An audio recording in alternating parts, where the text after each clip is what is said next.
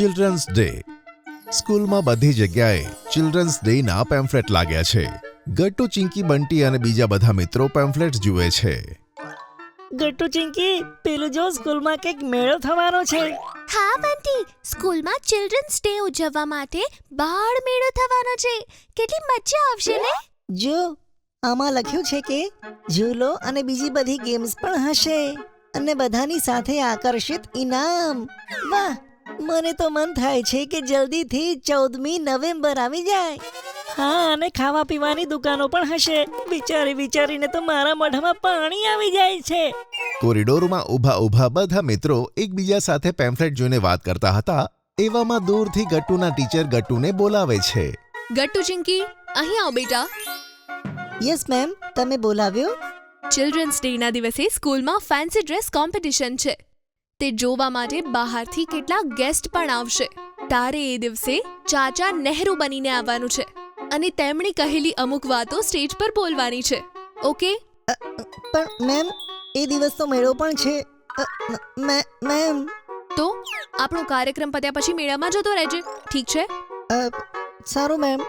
ટીચરની આ વાત સાંભળી ગટ્ટુ દુઃખી થઈને સ્કૂલેથી ઘરે આવે છે. તે મમ્મીને આ વાત કહે છે. મમ્મી, 14 નવેમ્બરે અમારે સ્કૂલમાં ચિલ્ડ્રન્સ ડે મનાવવાના છે અને મારે ચાચા નહેરુ બનીને જવાનું છે. ચાચા નહેરુ? અરે વાહ! પણ તું આટલો દુઃખી કેમ છે? કારણ કે હું મેળામાં નહીં જઈ શકું. અરે, સ્ટેજ ઉપર બોલીને મેળાની મજા લેજે. દુઃખી ના થઈશ. તારે ખૂબ સરસ બોલવાનું છે. તને ખબર છે કે ચાચા નહેરુ કોણ હતા? ના મમ્મી, કોણ છે? ચાલ, તને શાંતિથી વાત કરું. મમ્મી, હું તો મસ્ત રીતે મેળો એન્જોય કરીશ. ચિલ્ડ્રન્સ ડેનો દિવસ આવ્યો અને મમ્મી ગટ્ટુને તૈયાર કરતી હતી. ગટ્ટુએ કુર્તો પાયજામો અને નહેરુ જેકેટ તેમજ નહેરુ ટોપી પહેરેલી હતી. આલે ગટ્ટુ, એક લાલ ગુલાબ પણ પોકેટમાં રાખ. ચાચા નહેરુને લાલ ગુલાબ ખૂબ પસંદ હતું. મમ્મી, આ તો કહે ચાચા નહેરુ કોણ હતા અને આપણે ચિલ્ડ્રન્સ ડે કેમ ઉજવીએ છીએ? ગટ્ટુ, ચિંકી, આજે 14th નવેમ્બરે પંડિત જવાહરલાલ નહેરુનો જન્મદિન હોય છે. તે આપણા દેશના પહેલા પ્રધાનમંત્રી હતા. જ્યારે આપણા દેશ ઉપર અંગ્રેજોનો રાજ હતો ત્યારે પંડિત જવાહરલાલ નહેરુએ બીજા ઘણા સ્વતંત્રતા સેનાનીઓ સાથે મળીને આપણા દેશને આઝાદ કરાવ્યો હતો. તેમને બાળકો ખૂબ જ ગમતા હતા. તેથી જ તેમના જન્મદિવસને ચિલ્ડ્રન્સ ડે તરીકે ઉજવવામાં આવે છે. ચાલો, હવે જાઓ, સ્કૂલ માટે લેટ થઈ જશે. પોતાના સ્ટેજના ડાયલોગ યાદ રાખજે ગટ્ટુ. હું તારો પ્રોગ્રામ જોવા આવીશ. બાય. તૈયાર થઈને બધા બાળકો સ્કૂલે પહોંચે છે અને ગટ્ટુ શરમાતા સ્કૂલમાં ઘૂસે છે. આખી સ્કૂલનું મેદાન મેળા માટે સજાવ્યું હતું. ગટ્ટુ, ચિંકી ઝૂલા અને સ્ટોલ્સ જોતા જ રહી જાય છે. અરે વાહ!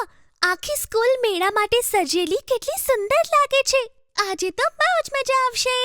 જરા જલ્દી ચાલ ગટ્ટુ, તમારા મેમ તમને સ્ટેજ ઉપર બોલાવી રહ્યા છે. અરે ચિંકી, મારે સ્ટેજ પર નથી જવું. મારે પણ તારી સાથે મેળામાં મજા કરવી છે. ના ગટ્ટુ, તારે સ્ટેજ ઉપર બોલવાનું છે. તું મેળો પછી જોઈ લેજે. હમણાં તું જા. ગટ્ટુ રોકાતો જ નથી અને દોડતા ચિંકીને કહે છે, હું મેળો જોવા જઈ રહ્યો છું. ઉભો રે ગટ્ટુ, ઉભો રે. ગટ્ટુ દોડતા બંટીની સાથે ગેમ્સની સ્ટોલમાં પહોંચે છે. સૌથી પહેલા તે એરોથી ફુગ્ગા પર નિશાનો લગાવવાની ગેમ રમે છે. ચલો બંટી, નિશાનું લગાવીએ. પહેલા હું ટ્રાય કરીશ. ફૂટ ફૂટ.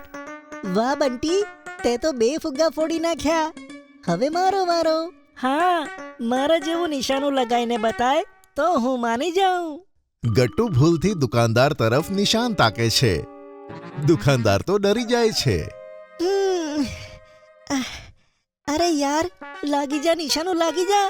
અરે, આ ક્યાં નિશાનું લગાવે છે? મારી જ નાખીશ મને. ગટ્ટુ, ફુગ્ગાને ફોડવાનો છે, આપણું માથું નહીં. તું રહેવા દે, આપણે બીજે જઈએ. હા, અહીંયા મજા નથી આવતી. ક્યાંક બીજે જઈએ. બંને રિંગ ગેમની સ્ટોલ જુએ છે અને ત્યાં જાય છે. ચલો, આ રિંગ નાખવા વાળી ગેમ રમીએ. કેટલી મજેદાર વસ્તુઓ મૂકી છે. હા, આ મસ્ત લાગે છે, પણ પહેલા મારો વારો. ગટ્ટુ જોરથી રિંગ્સ ફેંકે છે અને ઘણી બધી વસ્તુઓ જીતે છે. બંને ખુશીથી ઉછળવા લાગે છે. હરે, આ ચિપ્સનું પેકેટ પણ મારું થઈ ગયું. હરે, ચલો હવે ઝૂલો ઝૂલીએ. હા હા, બહુ મજા આવશે. ચલો. બંને મેરીગો રાઉન્ડ જાય છે અને ખૂબ ખડખડાટ હસે છે. કેટલી મજા આવે છે ને બંટી. અચાનક ગટ્ટુની નજર સ્ટેજ પર પડે છે અને તેને ફેન્સી ડ્રેસની યાદ આવે છે. અરે બંટી, હું તો ફેન્સી ડ્રેસ વિશે તો ભૂલી ગયો. ઝૂલો રોકો.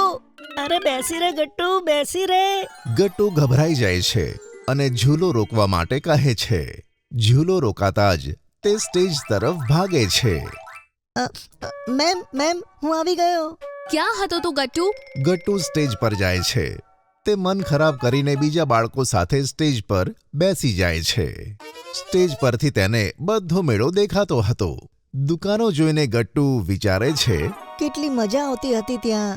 ગટ્ટુ ગટ્ટુ ગટ્ટુ ઉઠ અને જા, તારો વારો આવ્યો છે. માઇકમાં તારા ડાયલોગ્સ બોલ. નમસ્કાર, હું છું ગટ્ટુ.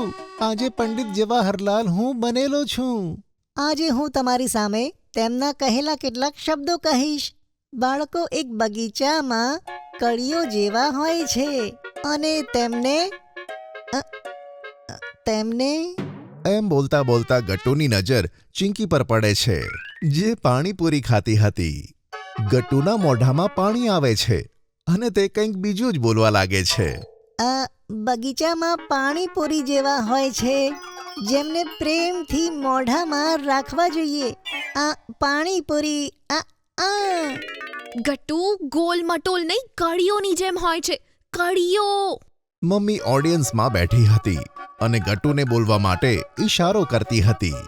બધી ઓડિયન્સ જોર જોરથી હસવા લાગે છે અને બીજા બાળકો પણ જોર જોરથી હસે છે. ગટ્ટુ તરત સ્ટેજ પરથી ભાગે છે અને વિચાર્યા વગર જ ચિંકીની સાથે પાણીપુરીની દુકાને પાણીપુરી ખાવા લાગે છે.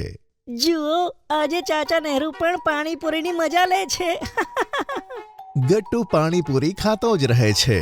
ચાલો, છેલ્લે ગટ્ટુએ ચિલ્ડ્રન્સ ડે ની મજા લઈ જ લીધી. ટુનટુન કિડ્સમાંથી પાર્સલ આવ્યું છે. અરે, આવી ગયું પાર્સલ. જાઓ બેટા, ઓપન કરીને જુઓ, તમારા માટે જ છે. વાવ મમ્મી, આમાં તો ઘણી બધી પ્રોડક્ટ્સ છે. આ ફિશિંગ ફન શું છે જુઓ. તમારે બંને જે લેટર હું બોલું એ ફિશિંગ રોડથી ઉપાડીને મને આપવાનું છે. વાવ, હવે અમે ફિશિંગ કરતા કરતા લેટર શીખીશું. આ જુઓ, આને ફ્રિસ્કી ફિંગર્સ કહેવાય છે. આનાથી તમારું આઈ હેન્ડ કોઓર્ડિનેશન બહુ જ સ્ટ્રોંગ થશે. આ લો લેસ, અને આમાં એક એક કરીને બીડ્સ નાખવાનો પ્રયત્ન કરો. મમ્મી, આ તો બહુ જ કૂલ ગિફ્ટ છે. કેટલા બધા પ્રોડક્ટ્સ છે આમાં. અમને બહુ મજા આવે છે. આ કયું બોક્સ છે? આ પુન્ટુન કિડ્સનું લર્નિંગ બોક્સ છે, જે અમે લાવ્યા છીએ નર્સરી, જુનિયર કેજી અને સિનિયર કેજીના બાળકો માટે. જો તમારે પણ આ બોક્સ ઓર્ડર કરવું હોય તો ડિસ્ક્રિપ્શનમાં આપેલી લિંક પર ક્લિક કરો કે પછી નીચે આપેલા નંબર પર વોટ્સએપ કે કોલ કરો. જો તમને અમારી વાર્તા ગમી હોય તો પુન્ટુન કિડ્સને લાઈક, શેર અને સબસ્ક્રાઇબ કરજો.